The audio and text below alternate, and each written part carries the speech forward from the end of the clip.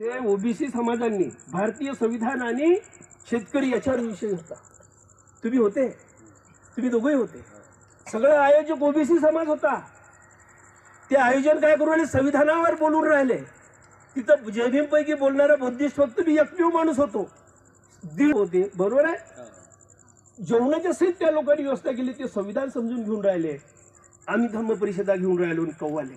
मी जेव्हा एका कार्यक्रमात जाणं टाळतो बुद्धविहार आपल्या शिबिरामध्ये, ऐकायला तिथे किती असतात, दिवसभर 10-15 लोक, संध्याकाळी पाठवायला जागा नसते. लोक करमणूकसाठी आलेले असतात, विचाराचं काही घेणदेण नसते. म्हणून आम्ही अभ्यास करून जातो, घसा तुटतले बोलतो. आणि तिथं जर ऐकत नसतील, नुसतं करमणुकीसाठी येत असतील लोक, तर जाऊन काय फायदा आहे. म्हणून बाबासाहेबांनी काय म्हटलं, अगदी बाबासाहेब समजू की पहिल्याच याच्यामध्ये म्हणलं का आम्ही भारताचे लोक. मग या देशामध्ये सुप्रीम कोण आहे, who is supremacy, the constitution is the supreme. Babasaheb म्हणजे या देशात कोण आहे सुप्रीम, सर्वश्रेष्ठ कोण आहे, न्यायालय नाही, न्यायालय नाही, पंतप्रधान नाही, राष्ट्रपती नाही. या देशात कोण आहे, पार्लमेंट नाही. सर्वश्रेष्ठ कोण आहे, कॉन्स्टिट्यूशन, संविधान या देशातलं सर्वश्रेष्ठ आहे. मग संविधान जर सर्वश्रेष्ठ आहे तर ते कोणाला अर्पित केलेलं आहे. शेवटचं वाक्य कोणतं आहे, स्वतःला अर्पित करतो आहे ना शेवटचं. पहिलं वाक्य काय, आम्ही भारताचे लोक. शेवटी काय म्हणते की आम्हाला स्वतःला समर्पित करतो.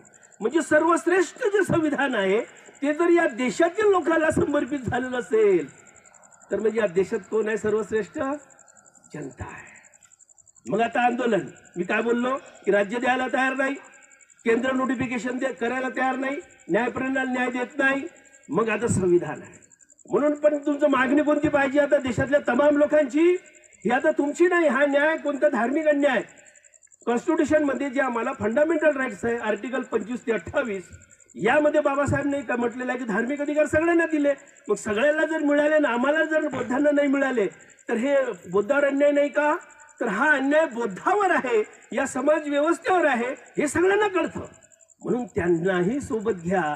म्हणून हे लोक सुद्धा आपल्या सोबत यायला तयार असतात. ते सांगतात ते संविधानावर कार्यक्रम घ्यायला लागले, आम्ही मात्र गायनावर कार्यक्रम घ्यायला लागलो. गळे हो. म्हणून आपलं जर मागणी पाहिजे, काय मागणी पाहिजे, आमची मागणी अशी असायला पाहिजे की आता ते बौद्धविहार काय करा, बौद्धांच्या स्वाधीन करा. एवढंच मागणी आहे फक्त. काही म्हणाले बीटी कायदा रद्द झालेला आहे, वाचून घ्या, मी बोलतो ते रद्द झाला, पंड्याच्या ताब्यात नाही आहे. मग आता कोणाला म्हणायला लागेल, त्या स्टेटला म्हणावं लागेल आपल्याला की तिथलं जे व्यवस्थापन आहे बौद्धांचं ते काय करा, तिथले बौद्धविहाराचे व्यवस्थापन जे आहे ते बौद्धांच्या स्वाधीन करा. एवढा एक साधा प्रश्न आहे. तेवढ्यावर आंदोलन संपूर्ण जनतेनं जर केलं. पण आंदोलन कसं पाहिजे आता, ते जसं 380 दिवस आंदोलन शेतकऱ्यांचं पंजाबच्या बॉर्डरवर पडलं आणि 3 काळे कायदे जे रद्द झाले, तशा प्रकारचं आंदोलन जर झालं तर सरकार कोण आहे, जनता सरकार आहे. हे जे आहे आम्ही शिक्के मारलेले आमचे कोण आहे, नोकर आहेत. बाबासाहेब म्हणतात की ज्यांना तुम्ही शिक्के मारले, जे प्रशासन मध्ये आहे, जे शासन मध्ये आहेत, हे सगळं कोण आहे, नोकर आहे. हे जर नोकर लोक जे आहेत आणि आम्ही जर मालक आहोत, तर मालक जर नोकरासारखं वागत असेल तर त्या नोकराला मालकाने नोकराची जागा दाखवायला पाहिजे. पण प्रचंड अज्ञान आहे, आजही प्रचंड अज्ञान आहे. आजही मला अनेक ठिकाणी जेव्हा मला जातो तर गणराज्याचा अर्थ मला अनेक लोकांनी सांगितला नाही. हे आपले विद्याभारती कॉलेज, तिथं 26 नोव्हेंबरला बोलवलं होतं मला, तिथं बोललो मी. आणि मग विषय झाला की गणराज्य म्हणजे काय. गणराज्याचा अर्थ अनेक लोकांना आजही माहीत नाही. 15 ऑगस्ट आणि 26 जानेवारी एकसारखेच झेंडे होतात, तेच आपली झेंडा वंदन होऊन जाते, प्रभात फेरी तेच होते. पण 15 ऑगस्ट आणि 26 जानेवारी या 2 झेंड्यातला काय फरक आहे हे अद्याप आम्हाला माहीत नाही. जर आम्हाला हे माहीत झालं असतं, 26 जानेवारीचं झेंड्याचं जर महत्त्व माहीत झालं असतं, गणराज्य जर आम्हाला माहीत झालं असतं, तर या देशातील लोकांना जे अपेक्षित बाबासाहेबांनी संविधान लिहिलं ते त्यांच्यापर्यंत पोहोचलं असतं. पोहोचण्याची जबाबदारी आमची आहे. पण आमची जबाबदारी असताना जर आम्हालाच माहीत नसेल तर ते कसं होईल. 15 ऑगस्ट म्हणजे या देशाला मिळालेलं स्वातंत्र्य आहे आणि 26 जानेवारी म्हणजे या देशातील लोकांना स्वातंत्र्य मिळालं तो तिरंगा आहे. आता या देशातील लोकांना स्वातंत्र्य म्हणजे काय की मग आता ते संविधान लागू झालं 26 जानेवारीला.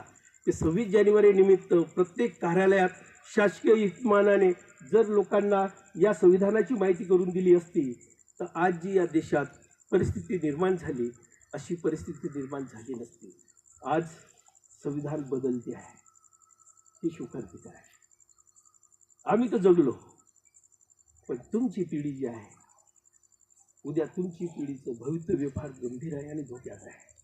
याचं संरक्षण आम्ही करायला पाहिजे.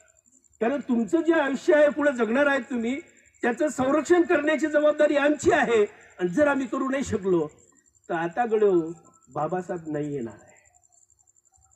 ते कोणीतरी गायक आहे म्हणतो हे भीमा घे पुन्हा जन्म तू या दिनासाठी. अरे आता नाही होणार. जे पुढे जन्म नाकारलेला आहे ज्या बुद्धाने ते कसं होणार आता नाही होणार. म्हणून ही तुमची जबाबदारी आहे ही आपली जबाबदारी आहे. आणि आपण आपल्या पुरतं नाही ते बरोबर बोलले की ज्याला चूक आम्ही केली की बाबासाहेब कोणते दलितों के नेता थे आम्हीच म्हटलं जयस्तंभ चौकात. बाबासाहेब ने क्या किया दलितों का उद्धार किया आम्हीच म्हटलं शिवाजी महाराज चौकात. बाजूचे जे ऐकणारे लोक होते त्यांना बरोबर माहित झालं ना कि बाबासाहेब कौन थे दलितों के नेता थे. बाबासाहेब ने क्या किया दलितों का उद्धार किया. फिर हमारे लिए क्या है हा प्रश्न त्यांच्या मनात निर्माण झाला ना. म्हणून त्यांना सांगावं लागेल की पंचायत समितीची श्रावणबाळची योजना आहे ना भाऊ. वृद्धपकाळ योजना श्रावणबाळ योजना हे जे तुम्हाला आता लाडकी बहीण या सगळ्या जे येऊन राहिलेल्या आहेत सगळ्यांना भेटून राहिलेल्या आहे. संजय गांधी योजना आहे कोणामुळे आहेत अनुच्छेद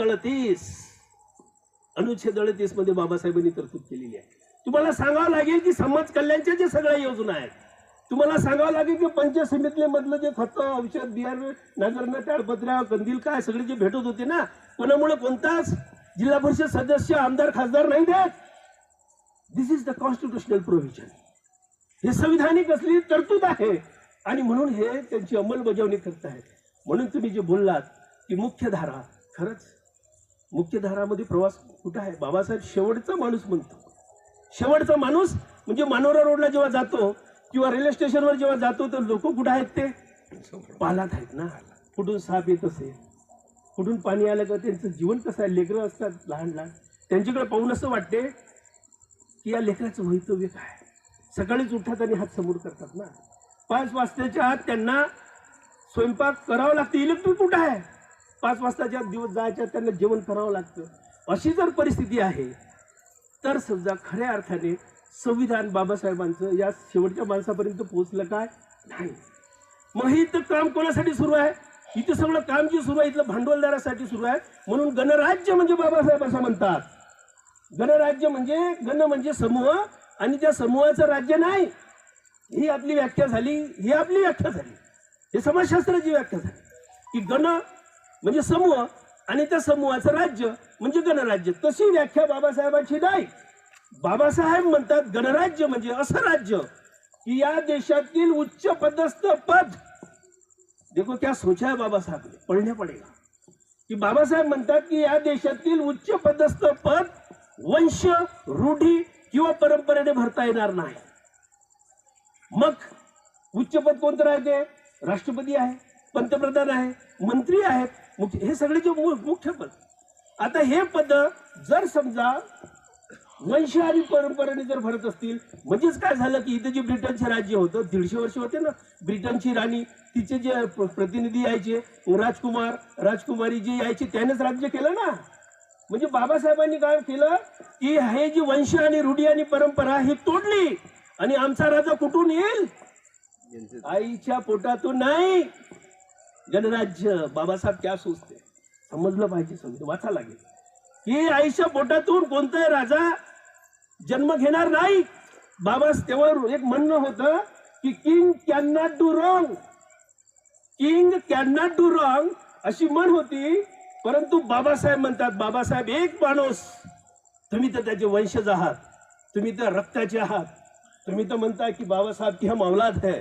अरे औलाद आहे तर मग वाचा ना बाबाची इस्टेट सांभाळा ना. अरे सगळी चोरून घेऊन चालले ना लुटून राहिले ना. जर लुटून राहिले आहेत तर त्या औलादीला कळलं पाहिजे की माझी जबाबदारी काय.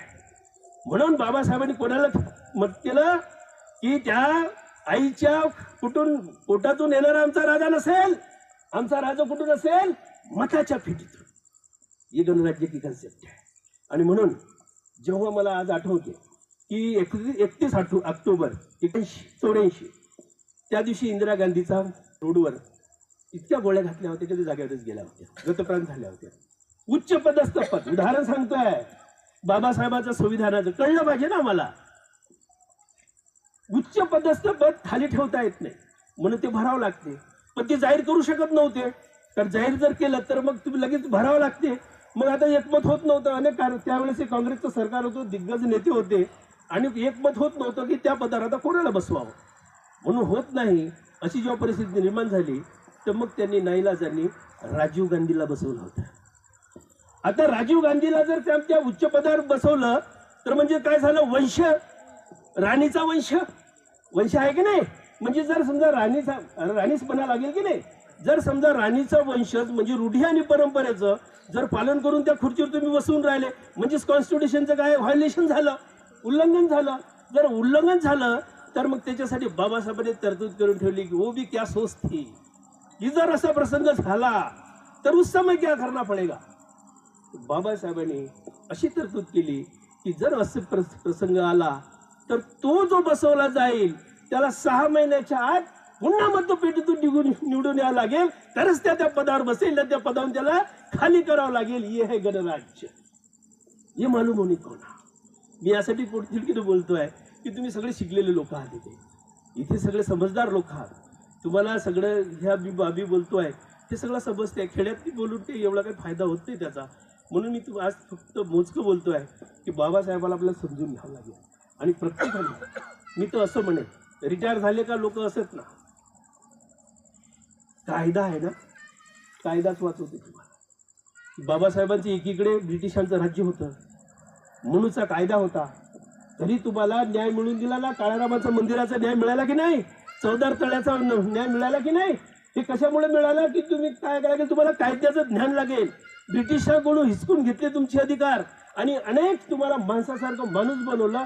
आता आम्ही जर माणसं झालो, जर आम्ही माणसासारखे वागायला लागलो आणि आमच्या बापाची जर इस्टेट कोणी जर लुटून नेत असेल, आपल्या घरात चोरी झाली तर आपण पकडतो नाही चोराच्या, मग धावतो नाही करून घुसला. मग हे जे आहे, ही जी इस्टेट आहे आमची, अरे आज जे आमचं वैभव आहे की नाही, साहेबांच्या घरात गेलो त्यांनी दाखवलं 3रा माळा, पाहतो तर असं वाटत होतं की नॅचरल ब्युटी दिसत होती. अनेक आमच्या लोकांची घरं अशी आहेत, कोणामुळे आहे. आज सांगत होते की मुख्य प्रवाहात आमचा समाज आलेला, अवताळे साहेब बोलत होते, आम्ही जर मुख्य प्रवाहात आलो असेल, किमान त्या काठापर्यंत पोहोचलो असेल, आमचं तर आम्ही भलं करूच पण इतरांचंही करा असं बाबासाहेब म्हणतात. आणि बोलताना एक जण बोललं, बुद्ध शांतीदूत नाही, बिलकुलच नाही. पुन्हा मी क्लास करतोय कारण की बुद्ध या देशातला, तुम्ही बोलले, बुद्ध या या जगातला पहिला क्रांतिकारी आहे आणि पहिला शास्त्रज्ञ आहे. कारण की बुद्धाने घर का सोडलं, त्यांनी विचार मांडला होता. रोहिणी नदीचा पाणी जो शाक्य आणि कोलीय होतं, त्या शाक्य आणि कोलीयचा जो वाद होता, त्या पाण्याचा वाद होता, त्यासाठी त्यांनी विचार मांडला. त्यांनी वैचारिक बंड केलं. वैचारिक बंड केल्यामुळे त्यांना सजा झाली. आणि पहिले देहदंडाची होती, नंतर पुनर्विचार झाला की राजकुमाराला कसं काय तुम्ही देहदंड देता, म्हणून त्यांना आपल्या सीमेच्या बाहेर काढून द्या. का काढलं, कारण त्यांनी वैचारिक क्रांती होती ना, ते विचार मांडला होता ना, वैचारिक क्रांती होती. त्यांनी शांतीदूत आहेत का, ते विचार मांडणारे क्रांतीदूत आहेत. म्हणून ज्योतिबांनी जशी विचार मांडले, बुद्धांनी तेच विचार मांडले, तुकोबांनी तेच विचार मांडले, महात्मा ज्योतिबा फुलेंनी तेच मांडले, बसवेश्वरांनी तेच मांडले, आमच्या चव्हाण बंधू जे आहेत, आमचे सेवालाल महाराजांनी तेच मांडले. छानजो जानजो पच मांजो क्या है वो, हे सगळे जे विचार आहेत हे बुद्धकालीनचे विचार आहेत. पण बुद्ध कोण आहे, वैचारिक होता. आणि दुसरी बाब, बुद्ध हा पिंपळाच्या झाडाखाली बसला. त्याचं कारण असं होतं की पिंपळाचंच एक असं एकमेव झाड आहे की ती 24 तास प्राणवायू देते. हा शोध नंतर बॅनर्जीने लावला असतील, नंतर पिटिकेवी झाली असतील, पण हा शोध तर सगळ्यात पहिल्यांदा कोणी लावला, बुद्धानेच लावला ना, की कोणतं झाड प्राणवायू देते नाही, कोण्या झाडाखाली जाऊन बसू शकले असते ना, आहे की नाही? कारण इथून कोणताही पेशंट जर आपल्याला कुठे न्यायचा असला तर प्राणवायूवरच जातो ना तो. म्हणून हा बुद्ध कोण आहे? हे शास्त्रज्ञ आहेत पहिले पृथ्वीवरचे आणि क्रांतीदूत आहेत असं म्हणावं लागेल. आणि म्हणून काही जे चुका करतो आपण, ज्या चुका आम्हाला दुरुस्त करणं आहेत, पुढच्या वेळेला आपण सविस्तर बोलणार आहोत. सविस्तर बोलूया.